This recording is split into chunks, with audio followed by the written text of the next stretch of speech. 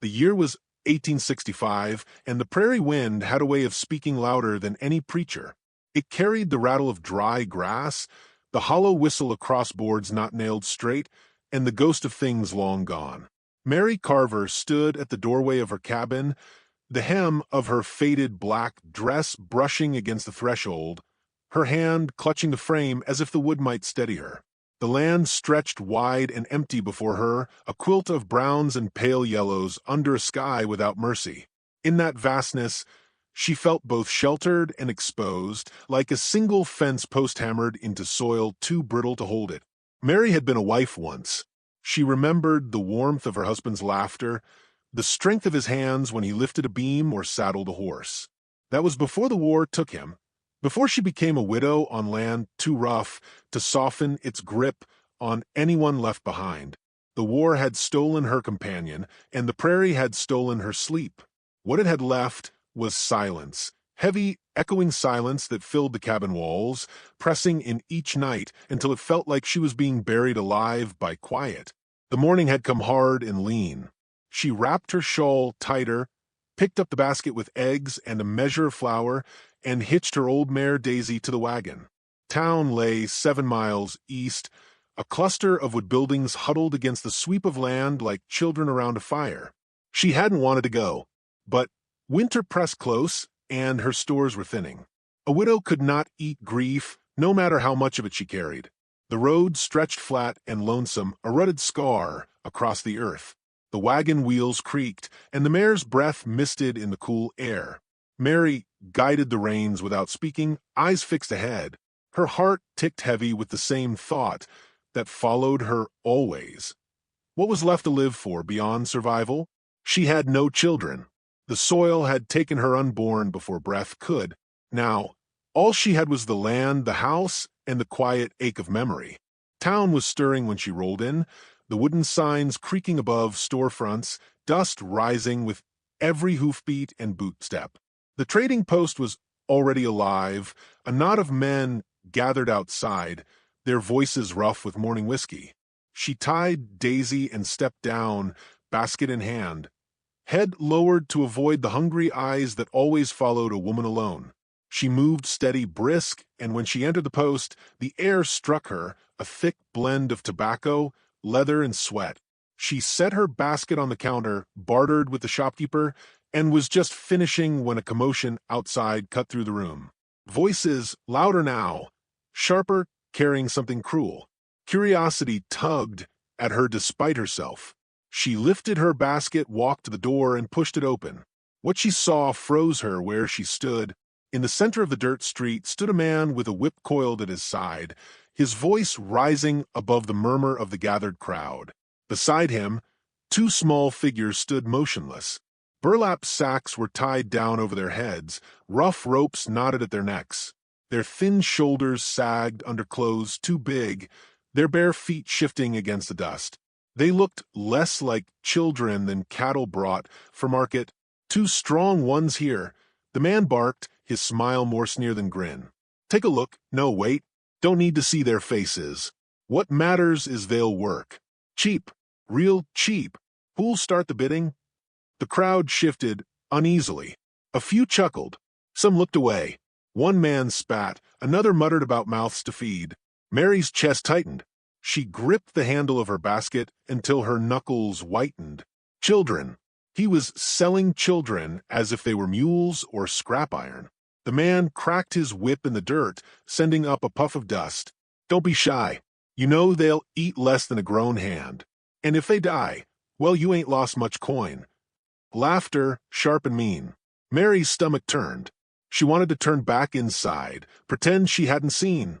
But her feet rooted themselves to the spot. Something in her, hollow for so long, began to stir, like embers catching breath again. $2, a voice shouted from the back. Another added, $3. The bidding was lazy, mocking, more sport than business. No one wanted responsibility, only a laugh at the cruelty of it. The trader grew impatient. Come now, 2 children. Look at them stand there, quiet as lambs.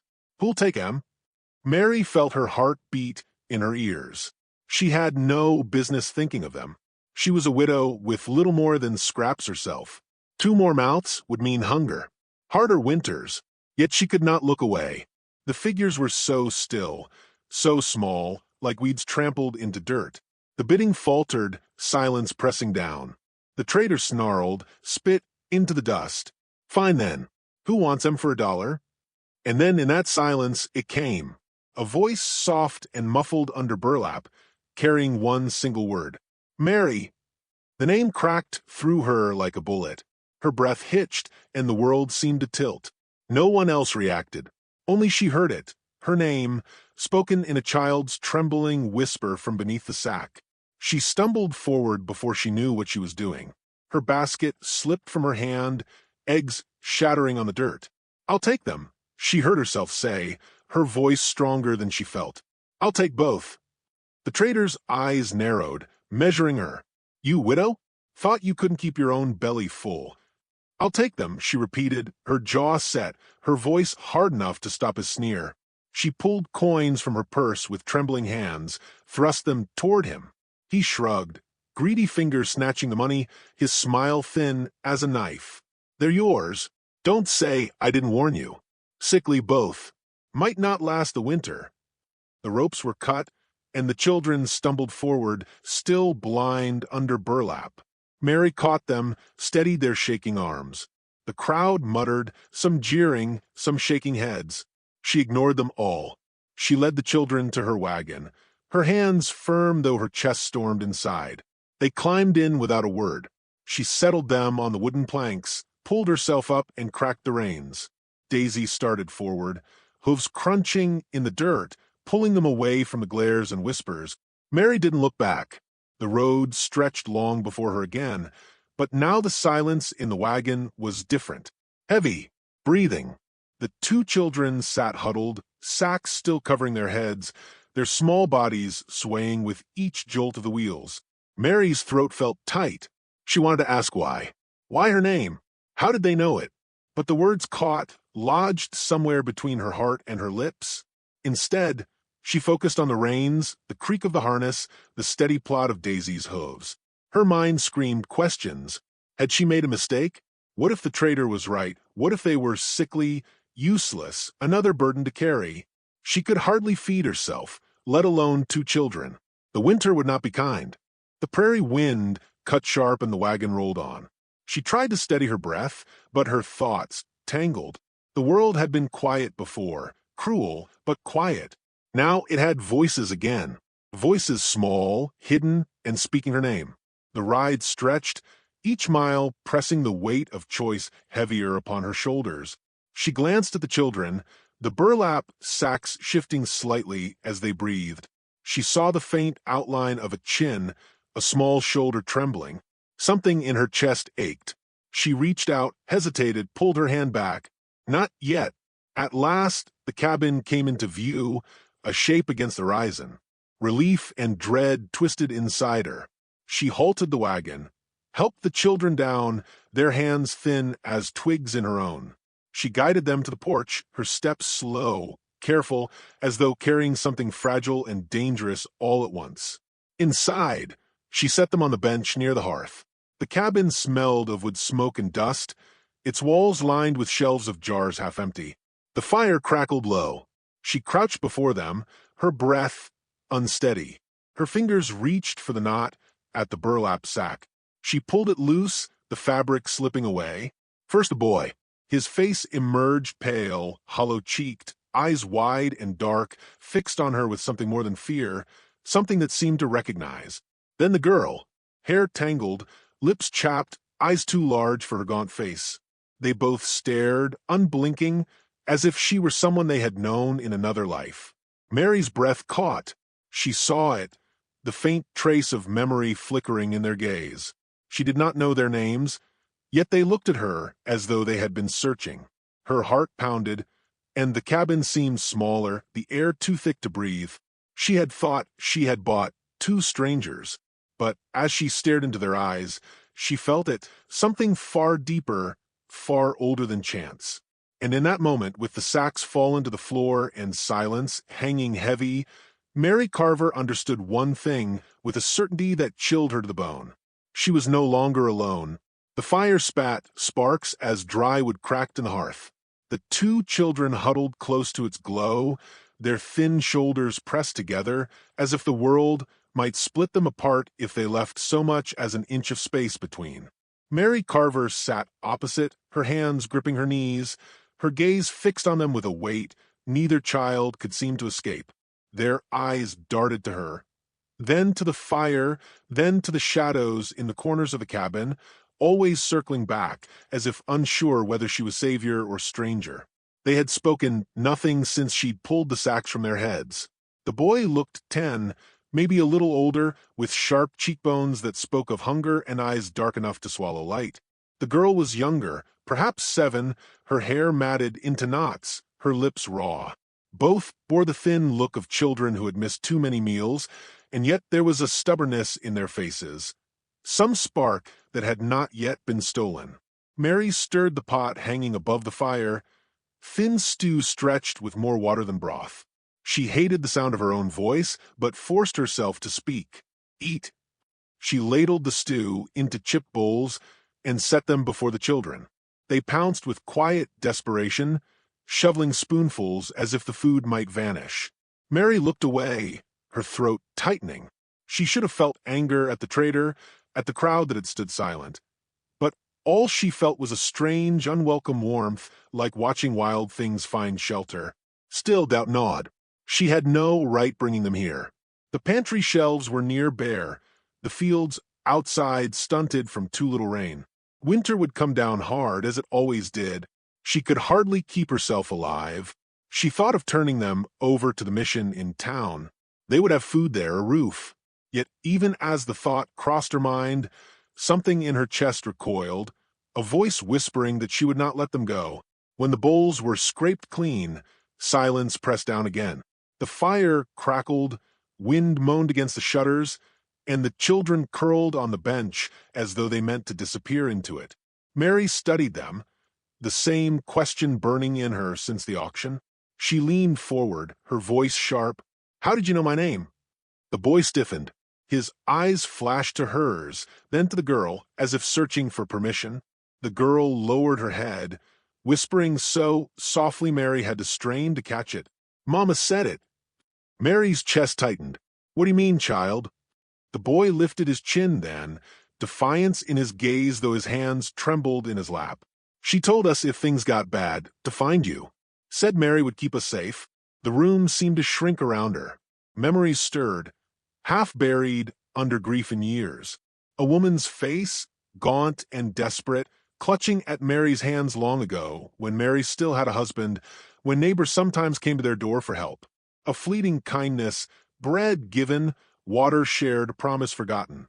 Could it be that these children belonged to that woman? The realization rattled her like a sudden gust rattling loose shingles. Her hands shook as she pressed them to her lap. "Your mother, where is she?" The girl's lip quivered. The boy's jaw set. "Gone," he said flatly. "Men came. Burned the place. She made us run. We didn't get far." Mary closed her eyes, a sickness rising in her throat. She wanted to reach across, to gather them in her arms, but the years had built a wall between her and the simple act of touch. So she sat, stiff and aching, while the truth settled like ash on her shoulders. These children carried pieces of a past she had not meant to remember, and somehow, through loss and cruelty, they had been delivered back to her. Days bled one into another. The children spoke little, their words clipped and wary, but they moved through the cabin with a quiet understanding, helping without being asked. The boy hauled water from the well, carried wood for the fire. The girl swept the floor with a broom, missing half its bristles, her small hands clumsy yet determined. Mary watched them, torn between gratitude and dread. Each act reminded her that she was no longer alone, and with that came both comfort and fear. But the outside world had sharp ears. Word of her purchase spread fast. In town, tongues wagged that the widow Carver had gone mad, wasting coin on mouths she couldn't feed. Men laughed, women whispered, and some wondered aloud what claim she had to keep them.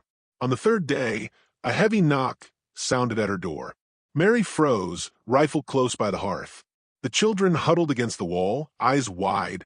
She opened the door to find a rancher standing there, broad-shouldered, red-eyed from drink. His hat sat crooked on his head, his breath sour.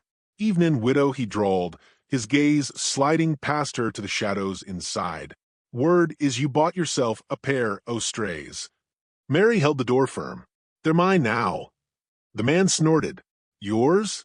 Ain't nobody's but whoever takes 'em. A woman alone can't manage. Best hand 'em over for you starve with 'em. I could use hands on my place." Her grip tightened on the door.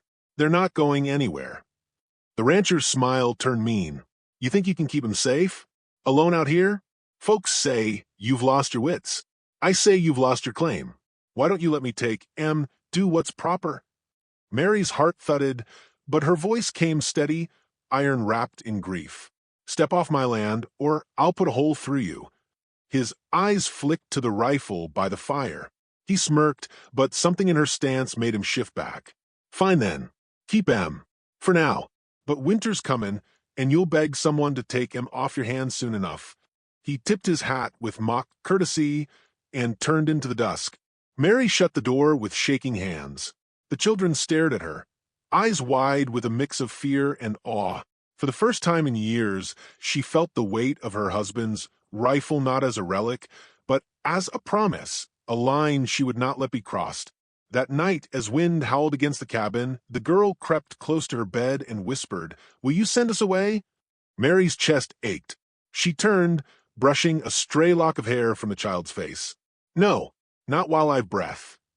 The girl's eyes brimmed, and she curled against Mary's side, fragile as a bird but fierce in her need for warmth. The boy lingered at the edge of the room, silent, but his eyes softened in the firelight. Outside, the prairie lay vast and dark, but inside, something fragile had taken root. Mary felt it as she drifted towards sleep, the shift of grief into something else, something almost like hope. Yet even as that warmth settled, she knew danger had only begun to circle. The rancher's words were not idle. Men would come again, and next time they might not knock. The days that followed were edged with unease. Mary taught the children small things, how to mend a tear in cloth, how to scatter seed for the hens, how to listen for the whistle of wind that meant a storm brewing. They listened with a sharpness beyond their years, their eyes watchful, as if every lesson might mean the difference between life and death. Mary felt pride and sorrow mingled. They were children, yet already they carried the weight of survivors. One evening, as twilight bled across the plains, the boy broke his silence. "Why do you keep us?" His voice was flat, suspicious. "You didn't have to." Mary met his gaze, her voice quiet but firm. "Because someone has to. Because your mama asked it, even if she's gone. And because I won't stand by while the world chews up what's left of good." The boy studied her, his eyes narrowing, then softening just a fraction. He gave no reply, but later, when he carried wood to the fire, he placed the logs carefully, as though the act itself was an answer. The prairie nights grew colder, the sky clearer, stars cutting sharp against the dark. Each gust of wind seemed to whisper warning, carrying with it the knowledge that peace could not last. Mary sat by the fire, children curled beside her, listening to the faint cry of coyotes on the ridge. She stroked the rifle across her lap, her mind heavy with the truth. The fight ahead was not just for survival, but for the right to claim these children as her own. And somewhere out in the dark, she felt it, eyes watching, patience wearing thin. Trouble was coming. The storm came without mercy. It rolled in at dusk, thunder shuddering across the plains, lightning tearing the sky wide open. Rain hammered the roof of the cabin, each drop striking like nails driven into wood. Mary stood at the window, rifle in her hands, staring out into the darkened sweep of prairie. She felt it before she saw it, the sense of being watched, hunted. The children clung near the fire, their faces pale in the flicker of flame, shadows stretching tall behind them. The boy asked the question she had tried to keep at bay. "They'll come, won't they?" His voice was thin but steady, a tone too old for his years. Mary did not turn. She kept her eyes fixed on the dark horizon. "They'll come." The girl whimpered, curling into her brother's side. Mary gripped the rifle tighter. She could hear her late husband's voice in her mind, calm and sure. Keep your eyes sharp. Don't flinch. Stand like you mean it. For years, that rifle had been nothing more than a relic, resting cold in the corner. Now, in her hands, it was promise and prayer both. Lightning flared again, and in the brief blaze she saw them. Figures on horseback moving slow through the rain. For maybe 5, their shapes blurred by storm, but their intent as clear as the thunder overhead. Her stomach clenched. She turned to the children, her face grave. Listen to me. No matter what happens, you stay low. Do not run. Do not scream. You hear? The boy nodded, though his lips trembled. The girl pressed her face into his shoulder, silent sobs racking her small frame. Mary crouched beside them, touched their cheeks with hands that shook despite her will. I swore I'd keep you. Tonight, I make good on it. A knock split the storm. Heavy, demanding. The cabin shuddered with the force. A voice called through the rain, rough and mocking. Widow Carver, you got something don't belong to you. Best hand 'em over, and no harm comes. Mary's heart pounded, but her voice rose strong. They're mine. You want them, you'll have to step through me. Laughter rolled back. Another voice snarled. So be it. We'll take 'em off your corpse. The door rattled as fists struck it. Mary raised the rifle, her breath tight in her chest. The children crouched low by the hearth. Thunder cracked, shaking the very earth. And then the door burst inward. The first man came through fast, knife gleaming. Mary fired before she thought, the blast shaking the cabin, smoke filling the air. The man fell back with a scream, clutching his chest, blood dark against the mud of his coat. Another leapt through the threshold, pistol raised. Mary dropped behind the table, wood splintering as bullets tore into it. She rolled, aimed, and fired again. The man staggered, cursed, and stumbled out into the rain. The children screamed, pressing against the wall. Mary's ears rang, her arms aching from the rifle's kick, but her eyes burned bright. She had not known she still carried fight within her. Yet here it was, rising from the hollow grief she'd borne so long. A shadow loomed at the window. A shot rang. Glass shattered, shards flying across the room. Mary ducked, dragging the children down. Smoke, rain, gunpowder, it all tangled thick and choking. She fumbled to reload, her hands clumsy, breath sharp. "Eh, Mary?" The boy's voice cut through. He crawled across the floor, clutching cartridges in his small hands. He pushed them toward her, eyes fierce. "Here." Her throat tightened. She loaded quick, snapped the rifle shut. "Stay low, lad." The next raider came barreling in, mud-slick boots pounding across the floor. He lunged, grabbing the rifle's barrel before she could fire. Mary fought, muscles straining, the man's stinking breath hot against her face. He shoved hard, nearly toppling her, but then the boy leapt, small hands clutching the man's arm, teeth bared in a wild snarl. The raider cursed, swinging to shake him loose. In that instant, Mary drove the butt of the rifle into the man's gut. He doubled over, wheezing. She fired point-blank. The blast deafened her, blood sprayed, and the man crumpled. The boy fell back, panting, his face pale, but unbroken. Mary pulled him close, her voice ragged. "You're brave, but don't you dare do that again." His eyes, wide and burning, searched hers. "I won't let you fight alone," he said simply. Outside, horses screamed. The storm howled louder. A voice shouted, "Burn her out!" Flames flickered near the doorway as torches were thrown. Smoke billowed, stinging eyes, choking lungs. Mary's heart seized. Fire, the one thing the old cabin would never stand against. She turned, frantic. The girl coughed, eyes watering, clutching Mary's skirt. Mary pulled them both close, mind racing. If they stayed, they'd burn. If they fled, they'd be cut down. Her pulse thundered, her thoughts sharp and desperate. This ends here. She pushed the children toward the trapdoor in the floor, the one that led to the shallow root cellar. "Down there, now!" "No," the boy shouted. "Not without you." Mary gripped his shoulders, her eyes fierce. "You listen to me. You keep your sister safe. That's your fight tonight. His lips trembled, but he obeyed, dragging the girl below, the trapdoor closing just as the flames licked higher. Smoke thickened, heat biting at Mary's skin. She stood alone, rifle in hand, as another raider burst in, pistol raised. They locked eyes in the glow of firelight, both knowing only one would leave breathing. The man sneered. Should have given him up. Ain't worth dying for. Mary's grip steadied, her voice low but sharp as steel. They're worth everything. He lunged. She fired. The shot split the night, echoing over the thunder. The raider fell, his pistol clattering useless to the floor. Mary staggered back, coughing hard, smoke clawing her lungs. She dropped to her knees, dragging herself to the trapdoor. She yanked it open, calling hoarse. Come, quick. The children scrambled up, eyes wide at the burning cabin. Mary seized their hands, pulling them through the smoke-choked doorway and out into the rain. Flames roared behind them, the cabin collapsing in on itself. Lightning split the sky, illuminating the last two raiders circling on horseback, their faces twisted with fury. Mary shoved the children behind her, rain soaking her dress, hair plastered her face. Her rifle was heavy, only one shot left. She raised it, her body trembling but her spirit iron. The riders charged, hooves pounded, mud flying. Mary braced, finger tight on the trigger. At the last instant, the boy darted to her side, his small voice sharp as thunder. Mary!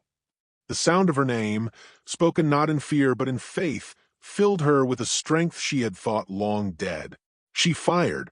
The nearest horse reared, throwing its rider into the mud. The other wheeled away, cursing, fleeing into the storm. Silence fell, broken only by the hiss of rain and the crackle of the burning cabin. Mary stood gasping, the rifle slipping from her hands. The children clung to her, their thin arms tight around her waist. She lowered herself, gathered them close, and let the storm wash over them. When morning came, the prairie was quiet again. Smoke rose from the ruins of the cabin, black against the pale dawn. Mary stood on the ridge, the children at her side, the world spread wide before them. Her body ached, her heart bruised, but her spirit burned steady. She had nothing left of the life she'd known, no husband, no home. But she had these two, and they had her. The boy looked up at her, eyes steady. What happens now? Mary gazed out at the horizon, her hand resting on his shoulder, the girl's small fingers gripping hers. Now, she said, voice calm, we start again. Together. The prairie wind stirred, carrying the scent of smoke and rain. And for the first time in years, Mary felt something she had thought forever buried. Not grief, not silence, but purpose. And as the sun rose over the charred remains of yesterday, she knew the truth. She had bought two children she thought were strangers. But in saving them, she had saved herself. The narrator's voice lingered low and reflective, as if speaking across time. So, what do we take from this tale? That family isn't always born, but forged, in fire, in blood, in storms survived together. And when the prairie tried to break her, Mary Carver found not just survival, but meaning,